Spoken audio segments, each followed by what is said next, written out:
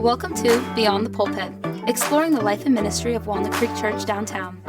To learn more, please visit walnutcreekchurch.org/downtown, or join us on Sunday mornings at 8:30, 9:45, or 11 a.m. in downtown Des Moines. Well, all right, welcome to Beyond the Pulpit. My name is Derek Wadley, and I am joined by nobody right now. And so we do have a really exciting episode for you today.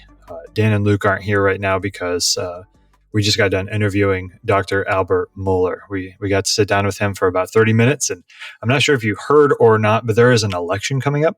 And so we wanted to talk about it. We wanted to engage with him and talk through about how, as Christians, we should be thinking about this election. How do we balance putting our hope in the Lord and being engaged in this process? And so without any further delay, we just want to turn it over now to our interview with Dr. Albert Mohler. All right. We are joined by Dr. Albert Mohler, president of the Southern Baptist Theological Seminary, and we're really thankful that you could take the time and sit down with us and speak to us about this upcoming election. Yes, and so our first question just is: every year I tend to hear the phrase that this is the most consequential election of this or any lifetime that has ever happened. And there seems to be a lot of really unique issues at stake in this particular election. So I'm wondering, how would you counsel Christians to think about this election? Not necessarily politics or elections in general, but this particular election.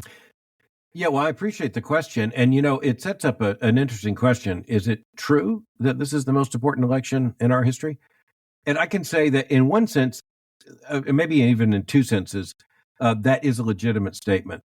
And one of them is that, we're really not responsible for the election of 1860. But in our lifetime, this is an extremely important election. And the second reason explains why that's justified. And that is because the government is now dealing in issues. And some of the pressing issues that are at stake in the 2024 election, they're beyond just questions of public policy. They're invading the territory of creation order. And so, we're actually talking about all of a sudden having political ramifications from an election having to do with whether a boy's a boy and a girl's a girl. And so that's just one example of the fact that, if the issues separating the candidates were marginal tax rates, no, this would not be the most consequential election in American history. But that's not all that's at stake here. In fact, no one's even had the time in this election to talk about marginal tax rates. We're talking about much more important issues. Yeah, I think that's right. It does seem like we're talking a lot more about fundamental creation order issues in this particular election, like not just the value and dignity of human life, but something I think you said on the briefing this morning, just so basic as gender, which is right there in creation. And so it seems like we're talking about much bigger things. Yeah, we have one side in this election. And look, neither side in this election is perfect. We know that. As a matter of fact, there's kind of disappointment in both sides in one sense. But we have one party that has the policy of arguing that the federal government should have the power to coerce compliance with the transgender revolution throughout society. And all the way down to, health services paying for such procedures and things. And of course, the question is whether parents can even prevent that from happening with their teenagers or even be told of all this. So we're talking about the invasion of the domain of the family. We're talking about creation order, and that's a new thing. I mean, even though there were big issues, including abortion and say same-sex marriage on the election as far back as say 2000, well, we're light years from that right now. I think that's the sense in which it's not wrong to say this election is particularly consequential. A lot of our people in our church, they want to honor God in the way they think about politics. I don't think we have a ton of people who are supporting Harris. I'm sure that there are some. And so they're not really deciding between Trump or Harris. For a lot of people, they're trying to decide between Trump in not voting or Trump in voting third party. And for a lot of people, it comes down to the dilemma is about, Trump's character. They'll say Trump's character is not very good. His position on abortion is weak. Some people, they'll say something like he's a threat to democracy. And so I don't even know if I want him to win. And so how would you counsel a believer to think through that question? Well, I respect the way you frame the question. And I think there are honest Christians who can be in a predicament in which they just don't know what to do. And by the way, that doing nothing does not mean that that doesn't imply that doing nothing is the right answer. In some cases, it means having to think about this more, or even get more information and think through it as comprehensively in a Christian manner as possible. Voting has consequences, but in an electoral system, not voting has consequences as well. And so we'd have to take responsibility for not voting. And you mentioned a third-party system, and this is where I just want to help American Christians understand. A third-party vote could really make sense if we were a parliamentary system of government. And so if we were in Britain, a third party could make a lot of sense, because a third party could at least, gain a few seats in parliament and be able to use that for political leverage. But in the United States, especially when you look at the presidency and the electoral college, it's a winner-take-all system in all but a few exceptions. And even then, it doesn't matter. You're really looking at the fact that the choice is going to be between one of two candidates, and it's going to be one with D and one with R. And, that's not in the Constitution per se, but it is in the Constitution in terms of how the Electoral College works. And so, third-party efforts, by the way, don't even really work at the congressional district level in the United States. We're not a parliamentary system, so that really doesn't work well. And not voting comes with political consequences. And I concede there are problems everywhere you look in this political equation. But in a fallen world, I think at times Christians have to kind of grow up and recognize, I got to choose between two inadequate options, but they're not equally inadequate. And government is going to be put in place. And I've got to bear some responsibility, my own franchise, that is voting responsibility, for which of these candidates is able to form a government in terms of the power of the executive branch and the administrative state. And given the threats that I think are posed by one party, even to Christian liberty in terms and Christian expression and the ability of, say, a Christian school to operate on Christian principles, again, I think this is incredibly consequential. And to me, it's an easy issue. But I've been at this a long time, and I don't say it's an uncomplicated issue. I don't say it's an untroubling issue. But in reality, it's going to be A or B. And the dangers posed by the two candidates they're not the same. And when it comes to, say, upholding the constitutional order, I just want to say I see a recklessness on one side and a premeditated strategy on the other side. And I want to be honest, it's not like you have constitutional stability in one party and great respect for the Constitution in one party and disrespect in the other. I think the left has represented a threat to our constitutional order right up front. I mean, just look at how they're dismissing the Supreme Court's authority in a situation like Dobbs, want to subvert it. They were all for the Supreme Court when it was an activist court, but not when it's just judging itself by the text of the Constitution. So I just think we have to kind of grow up and realize there's no out here. There's no easy out, except, I guess, if you're a citizen of, say, New Zealand watching Americans vote. If you're an American Christian, you can't evade the responsibility. In 2016, I don't know if this is correct, but did you vote for Trump in 2016? And if you didn't, what has changed between 2016 and 2024 in your thinking? It's been really great to be with you guys. Thank you for this conversation. No, I'm kidding you. I will answer the question. Yeah. No, I mean, if you live long enough, you got some things you got to explain, and I'll explain it. In 2016, I did not think Donald Trump was a serious candidate. I didn't think he was serious I mean, for one thing, he'd been in a radically pro-abortion position, and now he's supporting a pro-life position.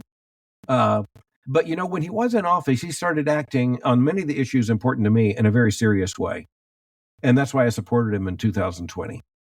And frankly, I'll tell you, my political motivation as a Christian trying to think these things through, I'm really more interested in 2024 in blocking a Harris-Walz administration,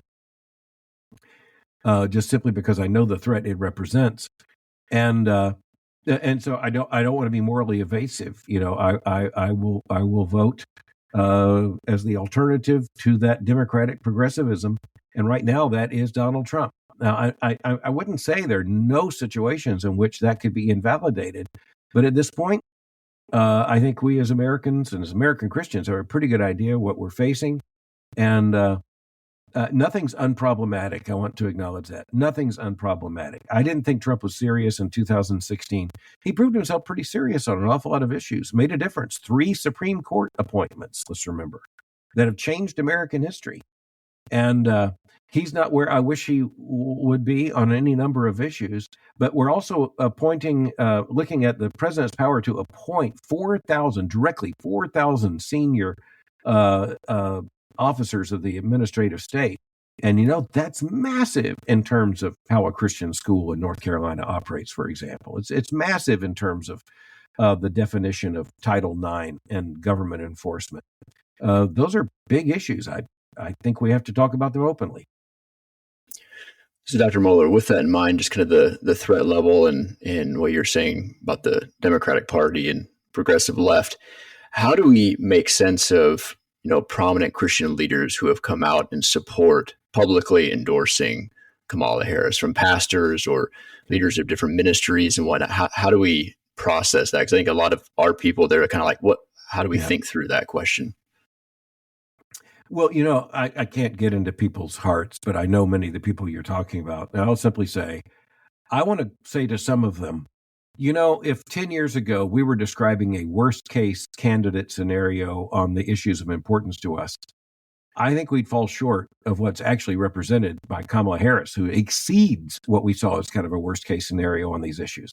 I mean, one of the things I point out is that she has called for pre-clearance for the states, even to restrict abortion. Pre-clearance goes back to the civil rights era, in which the federal courts had to approve a state, say, restricting abortion at any point. Well, that approval would never come. This is just a way of just completely shutting down the pro-life movement. And so I just want to say she was who you would define as a worst case scenario, and now you're supporting her. I think their logic fails on its face. I'm not saying they're lying to us. I feel I'm honor bound to say I assume they're telling us the truth about what they're thinking. I think it's disastrous thinking. Now, I've got to take responsibility for my thinking. And I want to be honest. I don't think there's any easy answer to these questions in terms of trying to figure out, who would do exactly what. We have to go on the basis of what their platforms and their policies are. With Donald Trump, we also have what he did in his first term. With Kamala Harris, we have the evidence of the Biden-Harris administration. We also have her statements and actions when she was a senator and attorney general of California. I add that up. I reject the idea that one of those candidates is a threat to our constitutional order. Frankly, I think in some sense it can be argued that both are. And I think, I'm looking for the candidate who will uphold more of what I believe to be the rightful role of government and what is justice and truth and righteousness. And that's why I'll be honest. I think it's disastrous to make the argument that the candidate who is just basically for abortion without restrictions, and I know she says she's not, but she has been. She chose as her vice president one who signed such radical legislation, and there's no way her party would let her get away with anything less than that. And when it comes to the Biden administration, Title IX, putting transgender, that means boys on girls' teams, men on women's teams. It means it means, I'm not even going down the parade of horribles, but it means all those things. And then when you look at the disrespect for religious liberty, and it's going to be very, very difficult even for a Christian school, not to say just a private school, but a Christian school to operate on this basis. I see that as a clear and present danger. No, I appreciate you sharing that. I think we do as well, and it is disheartening to see, but and somewhat confusing. But I agree with you. I think when you look at what's going on in the Democratic Party and Kamala Harris, her record, and Tim Walz's record, it's pretty obvious what's at stake and who's a greater threat. Yeah. Yeah, and I mean, all we have to do is take them at their word. So again, I'm not having to try to read Kamala Harris's heart. I can read her voting record and her statements, and I mean, even making very clear she supported taxpayer funding for sex reassignment surgery for prisoners in the jails. You just look at it, and you go, "What's the logic there?" And then you look at the non-discrimination policies they're looking at, and which they already say they support. The Title IX new policies already handed down by the Biden administration, and you go, well, I don't have to read your mind. I just have to look at what you say. Yep, that's right. Yeah, it seems like one of the potential threats that comes under a Harris administration is the Equality Act. Yeah. That has failed has failed previously, but the threat of packing the courts and foregoing the filibuster and trying to shove the Equality Act and constitutional amendments kind of down the throat of the American Constitution, that seems to be like a really dangerous thing. So, as pastors of a not very big church in Des Moines, Iowa, we see that as not a good thing. But there are big churches that are gospel preaching churches all over the country. So what do you see as at stake for faithful gospel preaching should the Equality Act get passed? Yeah, let's be honest about what it means. And I really appreciate you raising the issue. The equality would mean that the federal government says that an entire range of persons covered by protected identity, that they are protected by the state. And thus any form of negative statement, negative action, negative judgment, any statement against this is considered a form of harm against such individuals. And, I want to be honest. I don't want to tell pastors like they're going to come and put you in jail for what you say in the pulpit. I'm not saying that. I think the people who like to do that, but I don't think that's likely in the near future. I don't think they're going to come and, basically say you can't meet Sunday morning in your church. I think what they're going to do is make it virtually impossible for your church members to operate in any way consistent with your Christian convictions in the workplace. And this means all over the workplace. I mean, I am certain this means that the indoctrination of our children in the schools is just going to continue. And you have colleges and universities, if they receive Title IX funds, student aid funding, participation in student loans, they're going to have to prove that they are in this. And it puts the power of the federal government, because the Equality Act would allow the federal government to act as prosecutor of that agenda in any number of court contexts. And, the big issue there is not a bunch of Christians going to jail. That could happen. The big issue there is Christians intimidated from believing, acting, and living out Christian truth. That's the great danger. And, I will simply, say to you guys, when you look at the issue, for instance, of same-sex marriage, as it came down in 2015, Bergefell decision, the federal government did not say and didn't threaten they're going to put evangelical pastors in prison for saying this is wrong. But you know what? I think there are an awful lot of evangelical pastors who just talk about everything else but that. And I think that's the effect we just need to understand here. The Equality Act would add teeth to all that. But, quite frankly, there are an awful lot of evangelical pastors who appear to be intimidated into silence by less than that. That's a really good point. Yeah, I thought about that, just how the Equality Act puts the teeth to it. But yeah, just getting pastors to be silent on the issue of marriage and life or gender or whatever that has in one sense, the same kind of impact. And it's a giant win for the left. And I don't mean the left just politically, but let's just say the culture agenda, subverting creation order. I think they want more than our silence, but silence is a good place to start. One question I've been asked several times this political season is the question: how should Christians rightly prioritize this particular election? Because some people will say that elections don't matter at all, so just sit it out, whatever. Just quote, trust in God. The other extreme is to put all your hope in this election. And I know I've had a lot of conversations where people feel like, okay, if Trump wins, we're going to be good. If Kamala wins, we're in big trouble. And so it's easy to put your hope in man. And scriptures tell us, don't put your hope in princes. It is a vain thing. And so how do we walk that line of rightly prioritizing the election? Yeah, it's a well-asked question. I will say that when you talk about not putting our hope in princes, that means we don't put the wrong hope in princes. We do hope the princes will prince.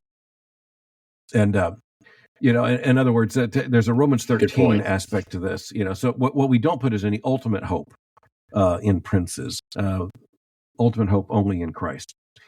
And I understand what you say is kind of the twin problems here. And look, you can see in your average evangelical church, you can probably see a little bit of both. You can see some people who kind of want to be instant Anabaptists and just say, the political process is too messy, not going to have anything to do with it. And you have other people who are just a little too excited about it. And as you say, invest too much hope. Elections have consequences. That's a big principle we need to understand. But and by the way, that's one of the reasons evangelicals being evangelical Christians, being faithful evangelical Christians. If you have children, you get them up in the morning, you feed them breakfast, and you take them to school, and you do all the things you have to do as Christian families. You don't get up in the morning and the first thing you think about is politics. How to organize the local precinct. It's one of the reasons why the left, having far more people, just even demographically, with fewer families, they got more time to give to politics. So, as pastors, we don't want our moms and dads to get up in the morning and think, first of all, political thoughts. We want them to take care of their kids and love their kids and, operate all the time it takes to invest in family. But there is a political responsibility. And so I tell people after Election Day, you know what evangelical Christians are going to do? They're going to get the kids up. They're going to get them dressed and feed them breakfast and, do the same things they do.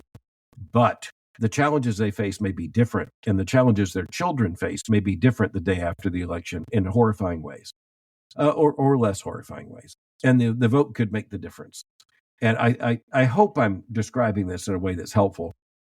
There's some people we need to tell, not so much to be less invested in politics, but just to get things in proportion.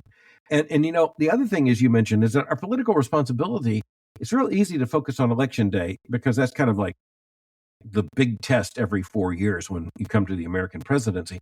But our political responsibility is every day of our lives, especially in light of love of neighbor. I better stop or I'll just drone on. No, that's great. That's helpful. And I think there is a sense. I have 5 kids, and there is a sense that as I've watched my kids grow up, I feel the weight of these decisions that are going to be made, the policies that are going to be made, the weight of the election. And so there is a part of me as I've gotten older where I'm like, oh my goodness, this is such a big deal. In my heart, I can feel my heart moving in that direction. And so I don't want to put my hope in that. And I don't think Christians want to put their hope in it. At the same time, like you said, there is a big responsibility that we have as Christians to be the salt and the light in the political process. And I heard a statistic. I don't know if this is true. You guys can correct me. But is it like 32 million Christians are estimated to not vote at all in this election? And is that right? I mean, it's a huge number. Positive. I mean, it's a huge number. Can I put a little footnote in there? Yes. You guys are gospel committed Christians, pastors. You're going to define Christian in a way that's very different than a pollster would define Christian. So I don't think there are 30 million gospel-centered Christians who aren't going to vote. I think there could be an awful lot of them, but I don't think it can be 30 million. I think there can be 30 million who are counted as Christian in a pollster scheme. That's more than 10% of the voting population at the moment. That's a little too theologically generous, I think. But your point is well made. There are an awful lot of Christians gospel-loving Christians who just haven't thought this through. So how would you help us as pastors? And we have a couple weeks before the election. What advice would you have for us as pastors in trying to help shepherd and lead and direct our church as we approach the election? What a great question. And time is running out. So you got basically like 2 Sundays ahead of us. And I don't think church members come wanting you to preach on the election. But on the other hand, this is a giant political fact. And so, I'm sure many of you are in expositional series, and the recovery of that's been a great thing, preaching through a book. And I think at times it's not so much that you're doing something different in your sermon. The sermon text may lend itself to that. You could decide, to preach a special text because of the looming challenge. You just want to help your Christians, your church members to think through. But even in something like, I'll tell you, my pastor, and some others I know, really help to provide calm and assurance, but also challenge in a pastoral prayer, which can just be very powerful. Praying that the Lord will guide us as we try to go through these things. I think there are other ways pastors can make comments of a truly pastoral, Christian pastoral nature to help Christians to think through how to negotiate these days. And, I think one of the things we need to do is make sure we keep everything in proper proportion, which means we underline how important all this is, but we also look to our people and say, you know what, we're the people who can't panic. We're the people who are going to take care of our kids and do what we do the day after the election, the same thing we did the day before the election. We're going to get up and we're going to be the same people who on the Lord's Day are going to be back here in worship and seeking to not only hear, but to believe and to do God's word and to raise godly offspring and to be salt and light in our community. I hope I'm making sense. I can just tell from talking to the three of you, you've got a great sense of this balance. And I think encouraging pastors to have that sense of balance. American history could well turn in one sense, maybe in more than one sense, on the 2024 election. The kingdom of God is not going to turn on the basis of the 2024 election. So we are, as Christians, thanks be to God, citizens of a heavenly kingdom. But we're also, by God's sovereignty, citizens of an earthly kingdom. The heavenly kingdom is unshakable. Earthly kingdom, shakeable. And remaining faithful in the middle of that shaking is a real Christian challenge. Yeah, that's really helpful. I think that's really encouraging, and I know we want to honor your time and know that we're running a little short here. So I want to. You have an opportunity here now. Just what encouragement would you have for the saints in the church in Des Moines, Iowa, in 2024, as we look at the next couple of weeks? Well, I think it should be the same. I would speak to those who are believers in Anchorage or Miami or Des Moines. And I just want to say, the most important thing is that the church will preach the word in season and out of season. Preach the gospel, hold to the gospel, teach the gospel to our children, encourage one another in the gospel. And that means encourage one another to faithfulness. And faithfulness comes in many forms, and it comes with many tests. And one of those tests comes the first Tuesday in November of this year. Let's encourage one another to righteousness and faithfulness. And let's understand that the kingdom of Christ is not riding on this election, but, a part of Christian faithfulness and even the context of Christian witness and Christian ministry and Christian families, part of that is riding on the election. So putting it in the proper perspective is a part of what Christians get to do. And, you look at a map in the United States, you see red and blue and all of this. The fact is that we have to look at the map of the world and see great need for the gospel and see God's glory in the salvation of sinners and in the rightful ordering and worship of gospel churches. And that's and raising godly progeny in the nurture and admonition of the Lord. Those are our first priorities. Most of what we fight for in the other is for love of neighbor and for the right to maintain those priorities. So I hope just putting that in symmetry, saying it really is important, but you know what? The day after the election, we're going to be preparing for the next Lord's Day when we gather. But, the election day is important. Lord's Day, just infinitely more important. That's right. That's right. Well, I don't know if we could adequately express how thankful we are that you would take this time to sit down with us. So we really appreciate it. We really value your insight just as a Christian thought leader, as someone who really cares about the church and cares about seeing Christians equipped for the sake of just living in a world that is increasingly even antagonistic towards them. So we really thank you for sitting down with us, and we appreciate you being with us this morning. Well, guys, it's been an encouragement to me to know that in Des Moines, you guys are ministering to the glory of God. And I thank you for having this conversation with me. It's been a privilege. God bless you. Yep. You too. Thank you. Thank you so much. Thank you for listening to Beyond the Pulpit. Visit walnutcreekchurch.org/downtown to learn more about the church and to submit a question for an upcoming episode.